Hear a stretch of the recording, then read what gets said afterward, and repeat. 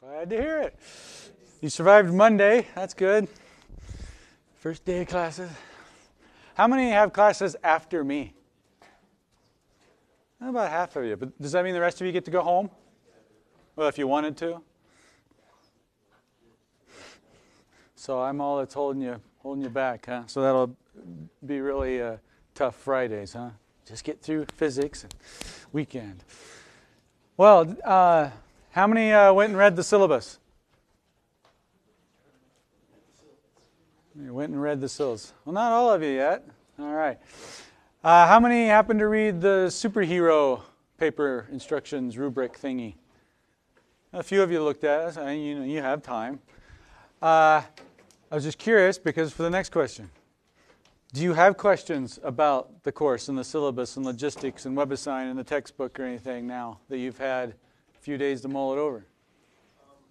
Where will we find the pre-lecture questions? They'll show up as an assignment. Like, you know how you see the current assignments in WebAssign? It'll show up there. You don't have one to worry about yet. It won't be until next week.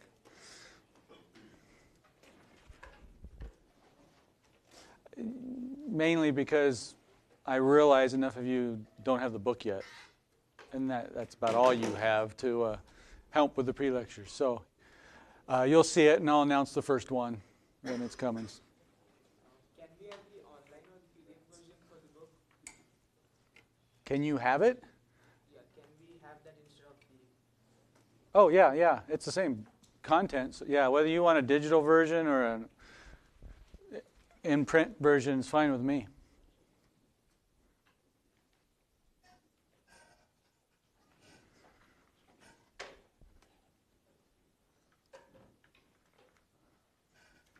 You're going to find I'm one of those instructors. You know how people say, that, well, you'll have the instructors that ask questions.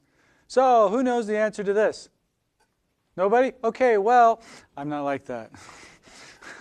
So if you're uncomfortable with silence, just forgive me now. All right, well, no, that's good, I guess. Well, the rest of you look at it and see. Those of you that started WebAssign, does it look fairly painless? Good.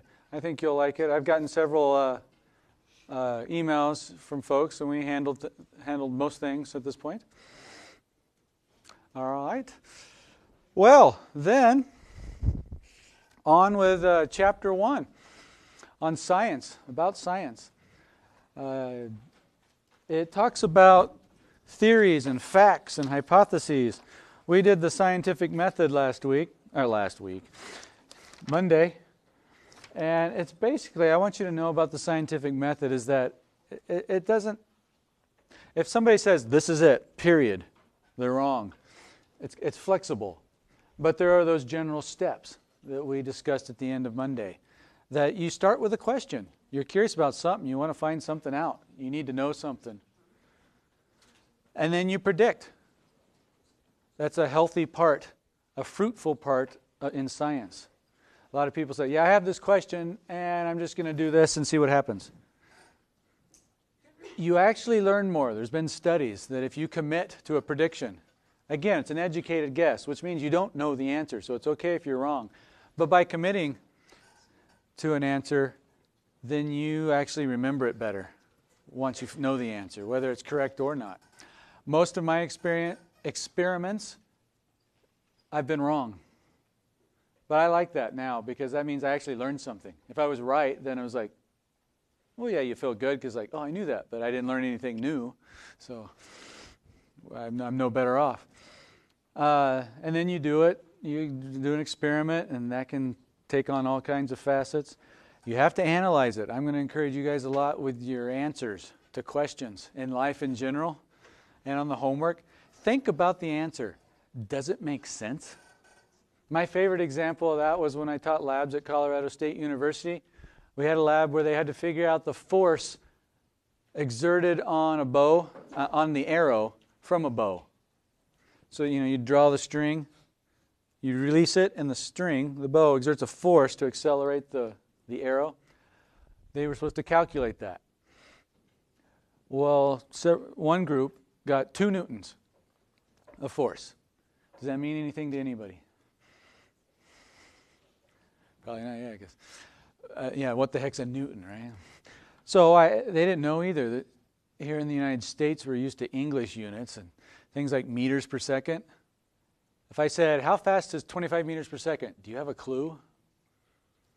Intuitively, probably not, and that's okay. But if I said 25 miles an hour, you kind of have an idea how fast that is. You could picture something moving. It's kind of that way with force. What's newtons? It's these standard units, SI units, that science uses, and we'll use those. So I had them convert it to pounds, and it worked out to about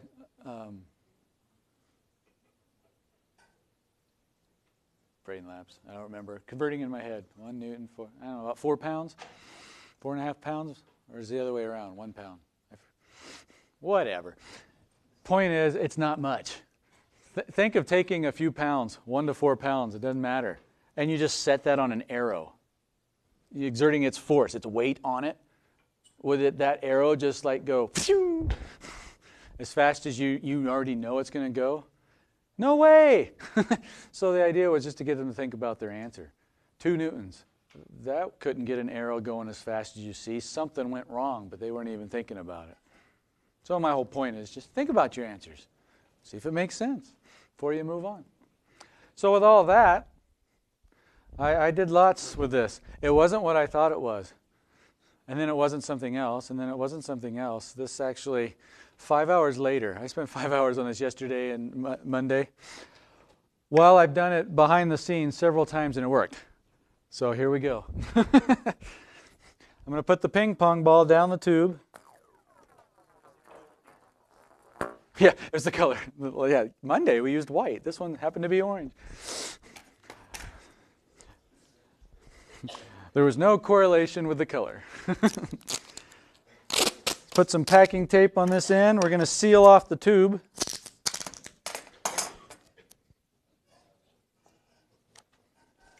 So I did sand the ends of this, and then I sanded them finer, and then I cleaned it really well just to make sure it was a nice flat surface, that we were getting a good contact, and the tape was sealing it sufficiently. And it didn't seem to fix the problem. I was like, darn! So I hooked up the pump to a different system, like a bell jar type of things. And it still didn't seem to be working. Then I was worried. Uh-oh, this is not easy. I tried a different closed system. Still didn't work. Cleaned those systems. Still didn't work. I was really getting worried because that made me think. So I've gone through the scientific method several cycles. I was beginning to think, uh-oh, the vacuum pump is not working right. And that gets more expensive. So I took it in. And they said, oh, it's working just fine. What? Dang it. So I came back and re-cleaned everything. Long story short, if it works, I traced the noise. You listen to it. It was making a funny noise. It works sometimes. You just put your ear next to it. It seemed loudest right here. So I opened it up right there. There's a valve in there, and it looked like it got adjusted. I readjusted it, and things seem to be working. So we'll give it a shot.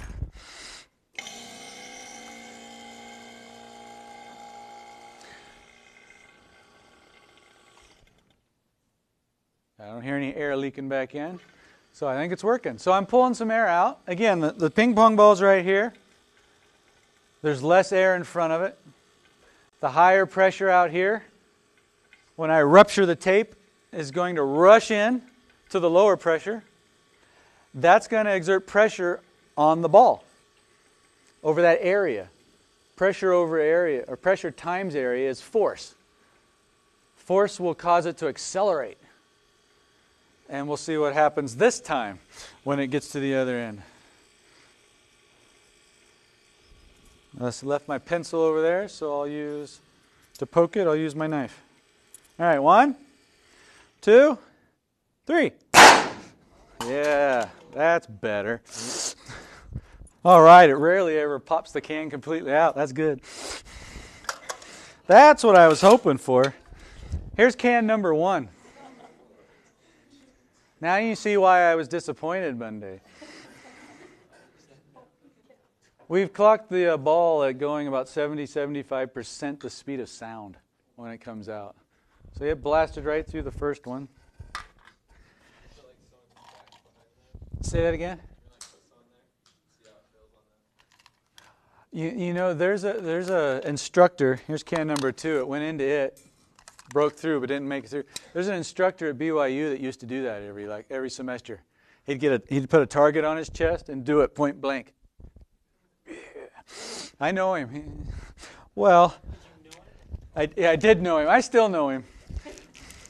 He has stopped doing it after several years because it doesn't hurt him. It doesn't break ribs.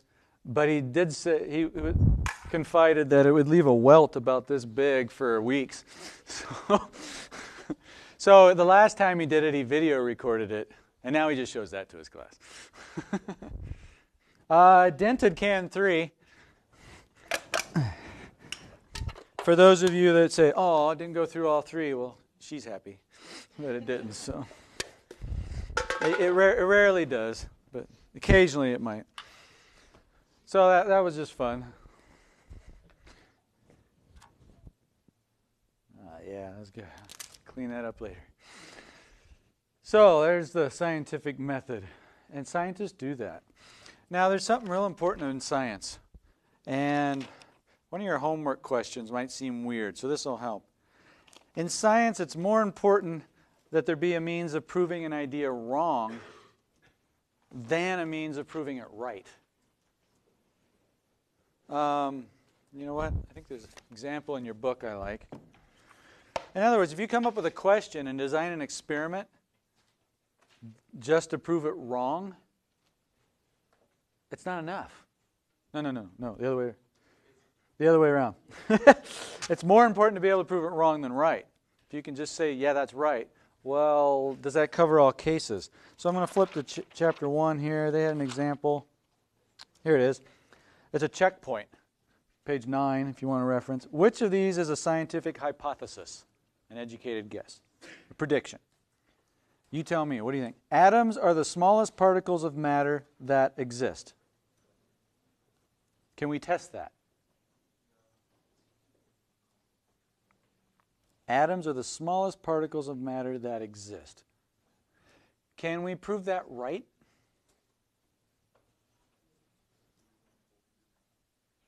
No, how come? There's still a possibility that something smaller, right? So see, we can't, yeah. What if we find something that's smaller, though? We proved it wrong, so that is a scientific statement. Atoms are the smallest particles of matter that exist. Now, at a given time, 2 centuries ago, or however long that was, it wasn't scientific. It was still a statement, but they couldn't do it because they hadn't done it. Nobody had proven it wrong yet.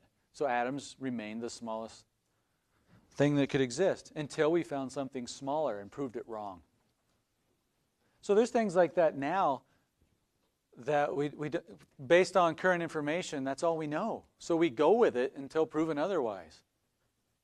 So in science, a lot of people think things they're a fact. What's a fact? Can a fact change? Would it be a fact then? Well, your book defines it as, there's a glossary in the back too, by the way. Facts. It said, a close agreement by competent observers. I like that part. Competent observers. A close agreement by competent observers of a series of observations of the same phenomena. So basically, you witness something over and over and over again. It seems to always be that way. It seems like the atom was the smallest thing that could exist, and that's all we ever see. We're all in agreement. So that was a fact.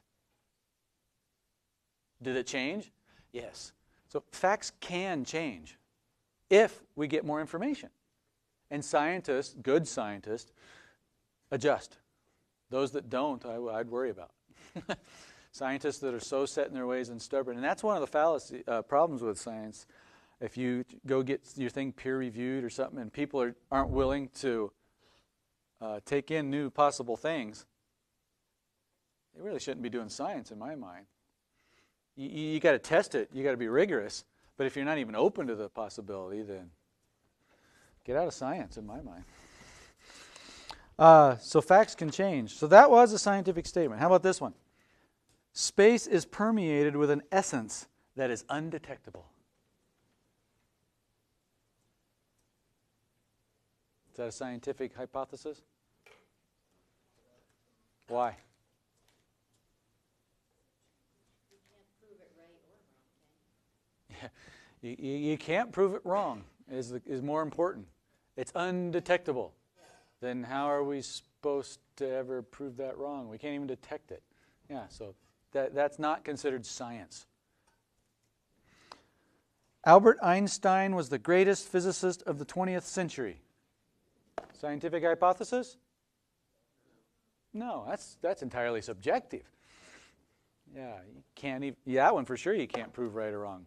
It's a personality thing. You know? So don't call that science. You know, most of the arguments between science and anything else is because one of the two is playing outside their field. In science, if you can't, I'm kind of summing this up, but in science, if you can't prove something wrong, it's not scientific, and it shouldn't be in the realm of science. So, for example, is there a God?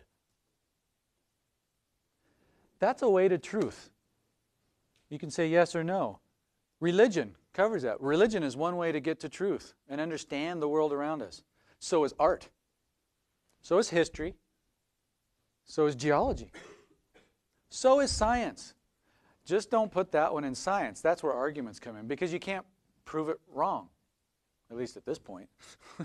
People try.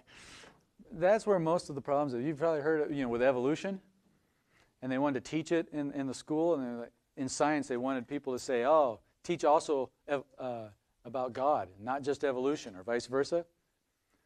There's a place for that stuff. This one is in science, and this wasn't. And the argument was because they wanted to mix them. It boiled down to that. And of course, there was lots of personalities and characters, dominant people too. But that's the idea behind science. So facts, hypotheses. We also have laws or principles. Same thing, principle or a law. That is, defined by your book, a general hypothesis or statement about the relationship of natural quantities that's been tested over and over again and hasn't been contradicted, at least yet. So it's kind of like higher than facts. It's a general hypothesis or statement about a relationship. So we're going to cover it, but you've probably seen this one. That look familiar to anybody? F equals ma. It's a law. It's Newton's second law. Sir Isaac Newton. We'll be there shortly. That's because this is a relationship between force, mass, and acceleration. It actually just tells you how this mass is going to accelerate when applied by this force. It's a relationship between natural quantities that has been tested over and over again and works and has never been contradicted. It's like somebody made a hypothesis, went with it, tested it, and it's worked for centuries. That's a law. How about a theory? What's a theory? Any ideas? Because we probably use that term more in layman's term than you have in science. Yeah. It's probably somewhere between a hypothesis and a law. That it's been tested a certain amount of times, or been through, you can say with Einstein's theory of relativity, that we didn't know about. At the time when he came out with it, there was no possible way to test it. And then when later on years later we discovered that actually that theory, a lot of those theories are correct. So seeing through certain processes that stuff is possible, but not being able to fully test that theory. Or test that hypothesis or those numerous hypotheses together. You guys heard of the special theory of relativity? We're going to cover that one too, because I like it. It's fun. From Albert Einstein. Yeah, it's called a theory. It's higher than a hypothesis. It's actually higher than facts and laws too. This is one where we usually think theory. Oh, well, they're not certain yet. It's still a theory. And that's a myth. A misconception. Your book defines it as a synthesis of a large body of information that encompasses well-tested and verified hypotheses about aspects of the natural world. So a theory is like the biggest thing. You gather some facts. You can develop some laws and principles. And you throw all that together with other hypotheses that always seem to work. It's a bigger picture. That's a theory. It's actually more rigorous. But some of you go, do you think a theory can change? And most people do. That's why they call it a theory, right? In science, it's actually more set. But absolutely it can change. The world is flat. Well, then we learned otherwise. So they adjusted the facts and built a new theory around that. And we go with that until proven otherwise. So the theories are the biggest, kind of encompassing all of that. So the success of science rests more on an attitude common to scientists about all of this. If scientists disagreed on all this we just discussed, we couldn't agree on these things in theory. Somebody would be defining the natural world this way, and somebody would be defining it this way, and which one do we go with? Which one works? Which one's right? It'd be confusing. That, in essence, is chapter 1. Questions? Comments? Observations? I actually find it sad when I know some scientists that are so set in their ways that the only thing they believe is science. You know, we don't discuss it. We're just discussing science in this class. And I'm not getting metaphysical. But I encourage everybody. There are different ways to truth. Science is one way, and I love it, obviously. But if you limit yourself to only that, I think you're denying yourself of learning as much as you could. Because science does have its limitations. It's always expanding and growing. But this isn't the only thing in my life, you know. So. Well then, you ready for chapter 2? All right.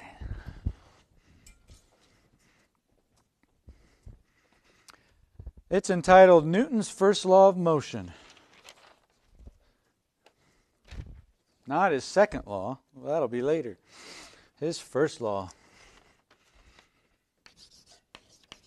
It is Sir Isaac Newton. And these 3 laws he has are for motion. This is chapter 2. I sum it up with one word. Inertia. Who's heard of inertia?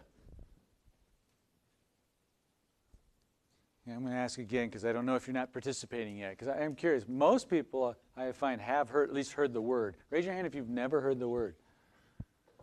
Okay, so all of you weren't playing before. Just a few of you. So most people have heard of it. Who would like to try to give a definition before I do? Because some of you one of you probably knows something. Anything you know about inertia? Like when something's moving and you try to stop it, it continues on the path that it was already on. Yeah, if something's already moving, you try to stop it, it kind of resists you. Yeah. It wants to keep going. Good, that is inertia. Anything else? Is it energy? Similar, but no.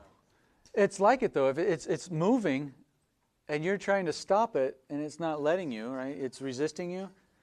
It contains energy. It has energy. It also has this property we call inertia. And they're not exactly the same thing. Yeah. Something in motion stays in motion? That's the way to sum it up. Things in motion want to stay in motion. That's half of Newton's first law. Yeah, and things at rest want to stay at rest. Who've heard that? Things at rest want to stay at rest, and things in motion want to stay in motion. That's Newton's first law. And it's because of this property of inertia. Who likes Bill Nye the Science Guy? What's he say in his intro? Inertia. That's a property of matter. Yes. So, a measurement of inertia is mass. How much matter there is to it. It's measured in kilograms, the standard unit. Kilogram. You are made up. Your mass would be so many kilograms.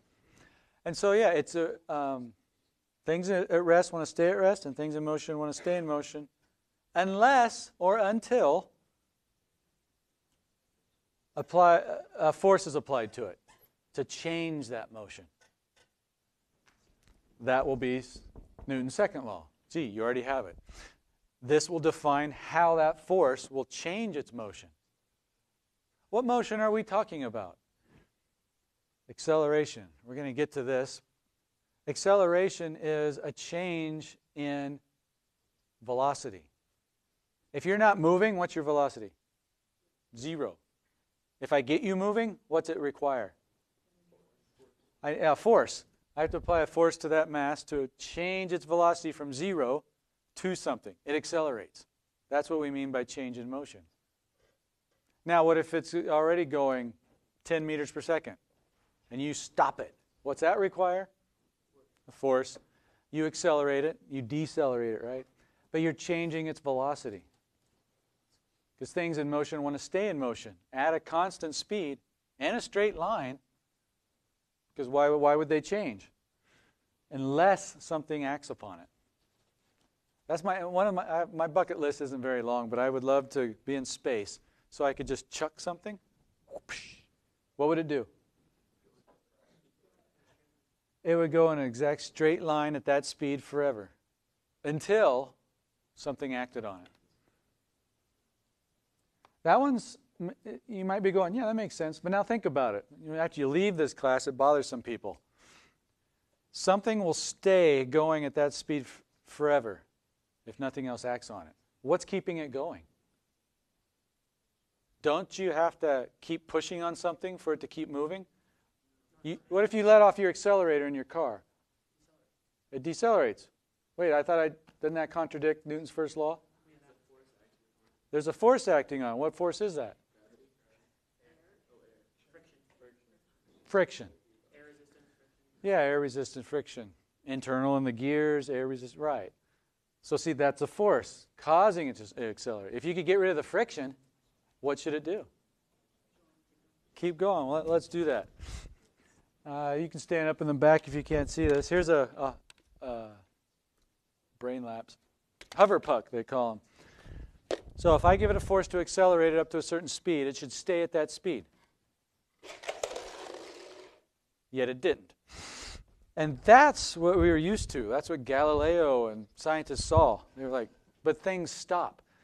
So this might seem like duh to us now, but back then, all their experiences, they hadn't been in space.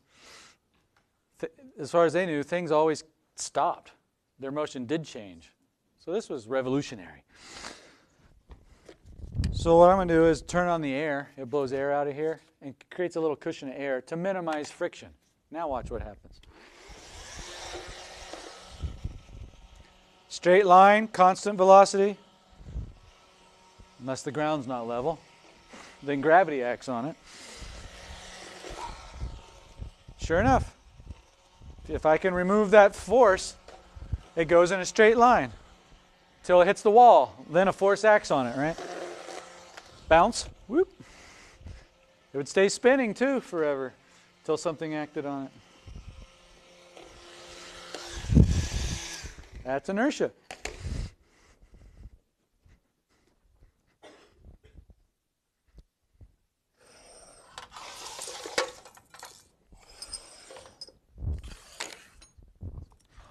All right, here's your car. My car, it doesn't look much fancier than that. It's 1994. But it still works. Here's you sitting in the car. Not wearing your seatbelt. Shame, shame, shame. All right, you're in the passenger seat, and your friend likes to accelerate off from the intersection. The stoplight turns green. He doesn't look. Who's heard the green means go? My daughter's learning to drive. She's in driver's ed this semester, and so we've reread through more the driver's manual. Right? Green doesn't mean go. What's it say in there? Green means go No, it means proceed with caution after making sure the way is clear. Anyway, so you accelerate. What are you going to do? You going to go backwards? You're at rest. Things at rest want to stay at rest. So you stayed put. See, relative to the table. And the faster they accelerate, the more you stay at rest. The wood is pushing on the wheels. For you, the car is pushing on you through the seat. There's friction there, so it's trying to accelerate your mass. But if you do it quickly enough, your inertia keeps you put.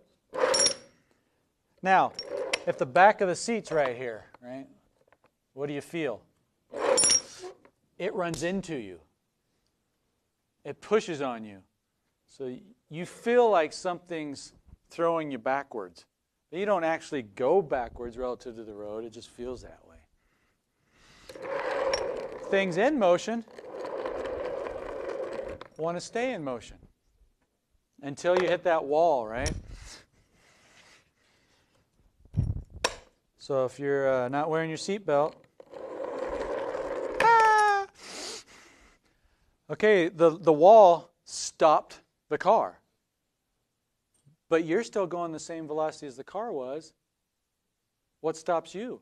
You keep going until a force acts on you. What causes that force? Or what's that force? Yeah, the windshield, the dashboard, the ground. I'd like it better if it was your airbag or seatbelt. It still requires a force, but it keeps you in your seat, and you don't have to smash your face against the windshield. So things at rest want to stay at rest, and things in motion want to stay in motion. So you'll still be going 65, sorry, this is Utah, 80 miles an hour on the highway.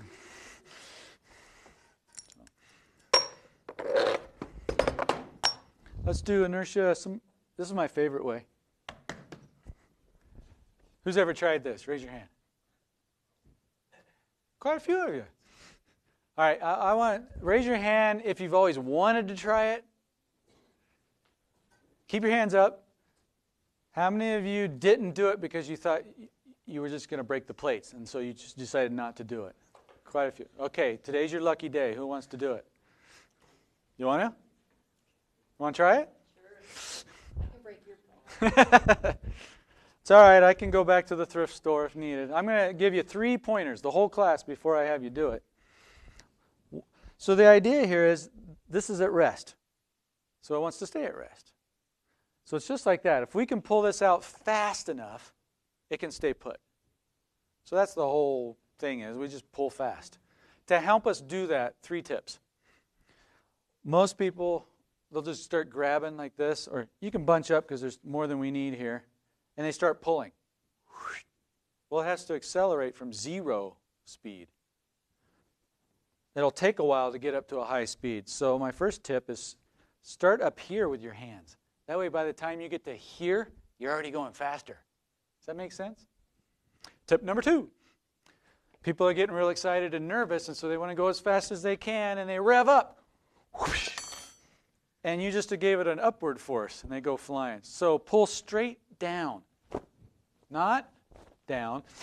Straight down, and it should come out smoother. Not across, not straight across. Yeah, down actually. You could do it straight, but going down, it'll just slide off, and it's more consistent. Tip number 3. If you have a seam on your tablecloth, cut it off. It's really annoying. All right, you get comfy. Go ahead and grab that. I'll make it a little harder for you here. More exciting. This is just colored water. All right. And you start up here, right? Okay, we'll help you out, and when you're ready, come on, class. Hey! Good job.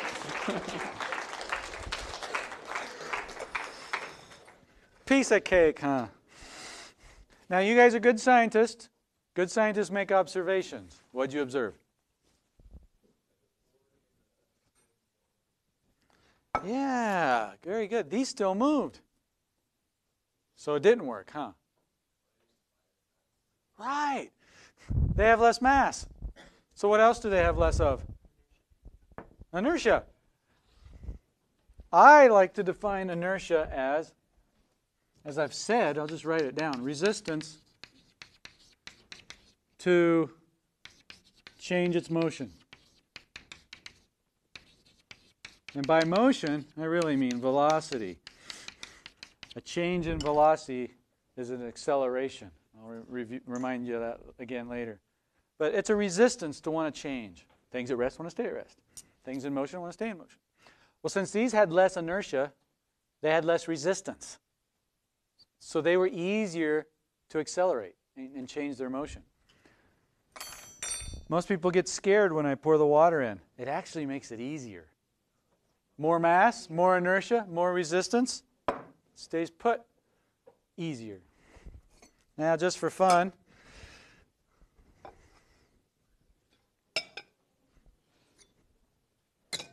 shall I go for it?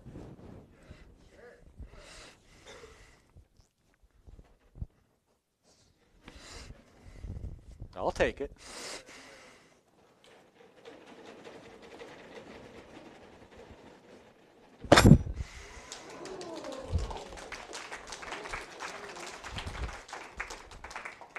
If you want to try this, see, now you know what to do. But if you're still scared, go buy those metal plates. They don't break. Styrofoam and plastic, a little light. Heavy's good, but you don't have to start with something that breaks. Here's another way to do it.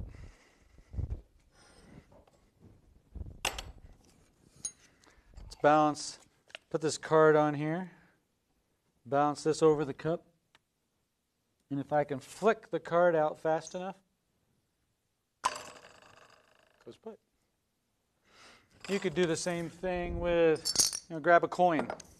It's a little harder to balance, but let's see. Put it on your fingers. Get a quarter or something, right? Let's see if I can flick it out. Ta-da! It's great at parties.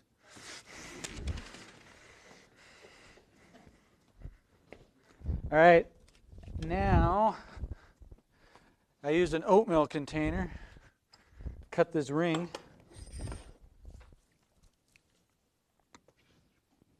If you balance this on the top, if I can pull the ring out fast enough, it should stay put and fall right into the jar, right?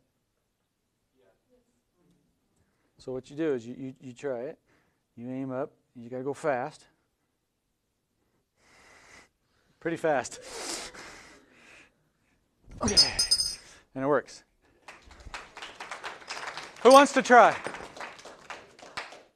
Let one of you try.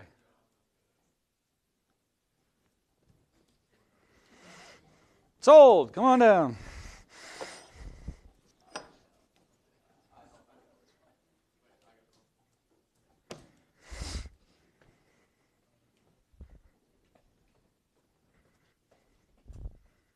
Things at rest want to stay at rest, so this is totally physically possible.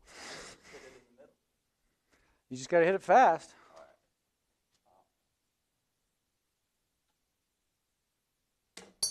Oh, that was close. Hey, I've done it a few times. Try again.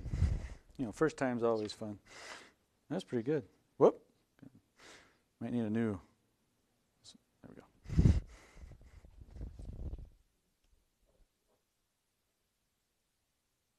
Ooh. You want one more try? Or okay. Maybe it's me. Here, you do it.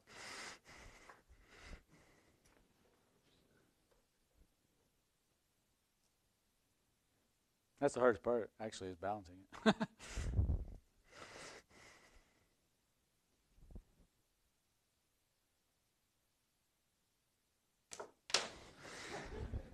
All right, I'll work on it. Stay up Come here. back, Stay yeah. up here.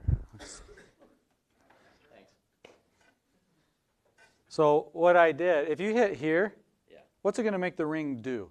Move that way, but also it's going to flex, pushing this up. We don't like that. So if you grab it here, what will the ring do? It'll just kind of squash, and you can pull it out. So what I did was faked you out. Whoa. Try it again. I almost got it though with the. I know. I have had a few people do it, hitting out on the other side, but rarely. You don't even have to go. Yeah. Hey. Thank you.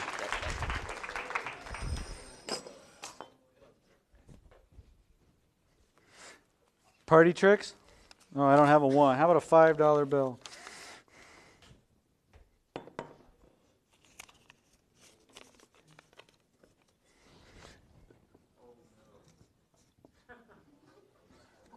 Do you think it's possible to pull the $5 bill out and have the bottle still not topple?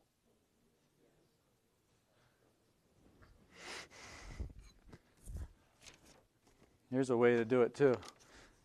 You can take a rod, because it's kind of similar to this. Can you pull this paper out without knocking this over? Who wants to try that? All right. It's the same principle here. If we can do it fast enough, we're just upping the stakes. I won't lie, it is harder. Yeah.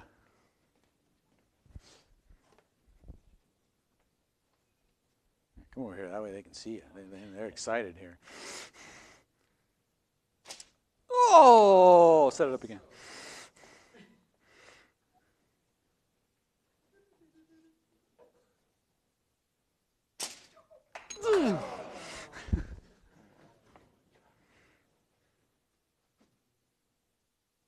We made this rod just long enough to make it hard. Oh! So here, use a technique we did with the tablecloth. If you start with a little slack, then actually you can just kind of...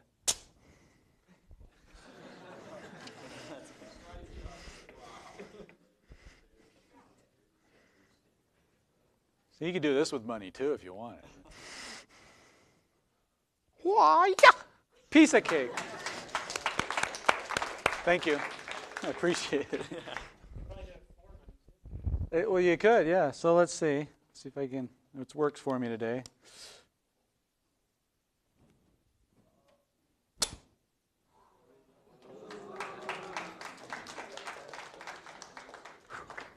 It's still wobbling. All right. Oh yeah, put it away. What else do we got? Help you. The point of this is what inertia is. This is the first law. You understand it, see it in action, how it applies around you. That's what this whole first chapter is about. Let's do this one. They make fancy hammers now. They make these a lot less out of wood. Does anybody know when the head gets loose, what would we do to make it tighter? Yeah, you can put a wedge in there. That's common. This one has had to do that. What else? Hit the bottom? Like this? Why does that work? Hey, at least you knew that was the right answer. I like it. And that's right. Now, this is one of those skills I want to teach you. You already know the answer. Your gut even told you, or you figured it out because it has something to do with inertia. So let's reason it through. All right. If I'm moving these together, they're both moving, right? They're both in motion. The head's in motion. The table stops the handle. The head doesn't want to stop because inertia. Things. It usually has more mass than the wood, so it even has more inertia than the wood. So its inertia says, hey, wait, I don't want to stop. So it keeps going down and wedges tighter on the wood. It works great. So here's my little model of it. Here's my handle and here's the head. So watch it. sure enough, it wants to keep moving down. It's at the very top right now.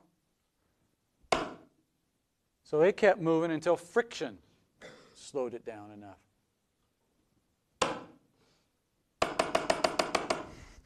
All right. What will happen if I can hit the top?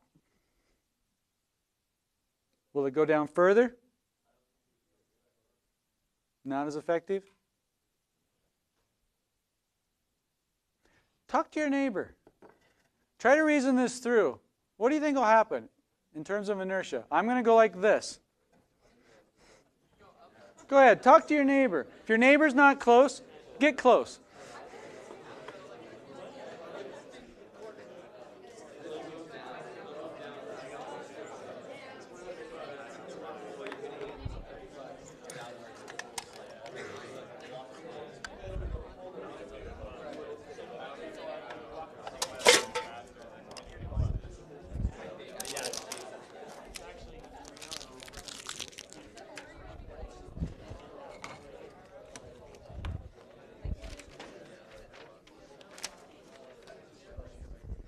All right, what'd you come up with?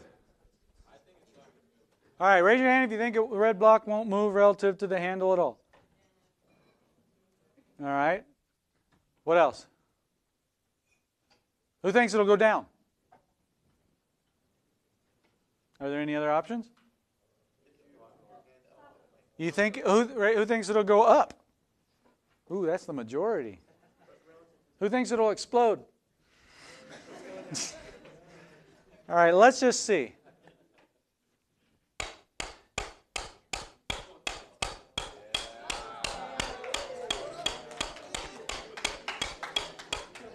So one of you that got it right, would you be brave enough to explain it? Wouldn't it be though that the block actually wants to stay where it is because its inertia is by itself, and so the pole is actually going up and we're seeing relative to where it's moving? That was a great explanation. This actually wants to stay put. Things at rest want to stay at rest. What am I doing? I exert a force on the handle and I try to push the handle down. The block is trying to be moved down by the handle, just like the plates are trying to be moved by this tablecloth, but it's resisting. So it stays put, which means it actually, relative to the handle, it looks like it's moving up. Would this work like this? No, because this isn't free to move anyway. So very good, those of you that reasoned it out. I got one more and we'll end, but I need a volunteer. Who would like to hit me?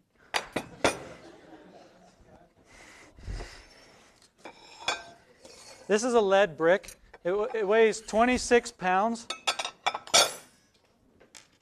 Are you at least a good aim, though? No. Uh-oh. Maybe I'll have you. Maybe I'll do it then. No, I'll trust you. All right, so I'll put it on me. Oh man, that's the hardest part because this is uncomfortable. And I want you to just start tapping it. Good, tap away. Harder, harder. Just don't miss. Harder. Here, watch this. I'm okay. You want to try it? Not really, but You don't have to. all right. Well, thank you very much.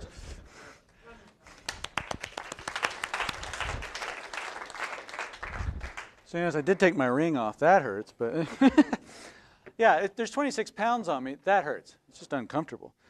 But hitting it, the hammer's trying to make the block move. Is it massive? So it has lots of inertia. So it has, see how we're reasoning? So it has lots of resistance to motion. Things at rest want to stay at rest. I'm trying to move it. Well, because it's resisting so well,